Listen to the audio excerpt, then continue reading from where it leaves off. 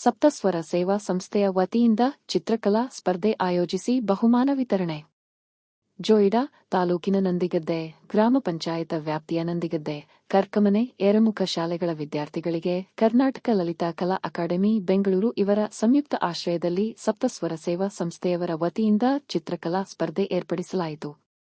ಸ್ಪರ್ಧೆಯಲ್ಲಿ ಪ್ರಥಮ ಸ್ಥಾನ, ದ್ವಿತೀಯ ಸ್ಥಾನ ಪಡೆದ ವಿದ್ಯಾರ್ಥಿಗಳಿಗೆ ಬಹುಮಾನ ನೀಡಲಾಯಿತು ಮತ್ತು ಭಾಗವಹಿಸಿದ ಎಲ್ಲ ಮಕ್ಕಳಿಗೂ ಸಮಾಧಾನಕರ ಬಹುಮಾನ ನೀಡಲಾಯಿತು.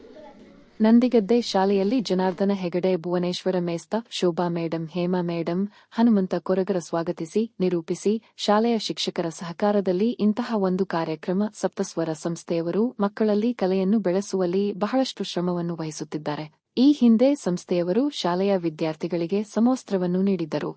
ಈಗ ಚಿತ್ರಕಲಾ ಸ್ಪರ್ಧೆ ಏರ್ಪಡಿಸಿ ಮಕ್ಕಳ ಕಲೆಗಳಿಗೆ ಪ್ರೋತ್ಸಾಹಿಸುವಲ್ಲಿ ಈ ಸಂಸ್ಥೆಯು ಉತ್ತಮ ಕೆಲಸ ಮಾಡುತ್ತಿದೆ. ಸಂಸ್ಥೆಯು ಇದೇ ರೀತಿ ಮುಂದೆಯೂ ಕೂಡ ಉತ್ತಮ ಕೆಲಸ ಮಾಡಲಿ ಎಂದು ಆಶಿಸುತ್ತೇವೆ ಎಂದು ಹನುಮಂತ ಸರ್ ಹೇಳಿದರು. ಕೊನೆಯಲ್ಲಿ ವಂದಿಸಿದರು.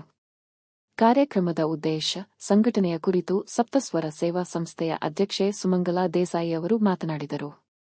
ಸಂಪನ್ಮೂಲ ವ್ಯಕ್ತಿಗಳಾಗಿ ಅರ್ಚನಾ ಹೆಗಡೆ, ಸೀತಾ ದಾನಗೇರಿ, ಮಾನ್ಯ ಬಾಂದೇಕರ ಸಹಕಾರ ನೀಡಿದರು. ಏರಮುಖ ಶಾಲೆಯಲ್ಲಿ ಶಿಕ್ಷಕಿಯರಾದ ಪಾರ್ವತಿ ನಾಯಕ, ಮಮತಾ ಭಾಗವತ ಸಹಕರಿಸಿದರೆ, ಕರ್ಕಮನೆ ಶಾಲೆಯಲ್ಲಿ ಅರ್ಚನಾ ಪೆರೇರಾ, ಸುರೇಖಾ ಬಾಂದೇಕರ ಸಹಕಾರ ನೀಡಿದರು.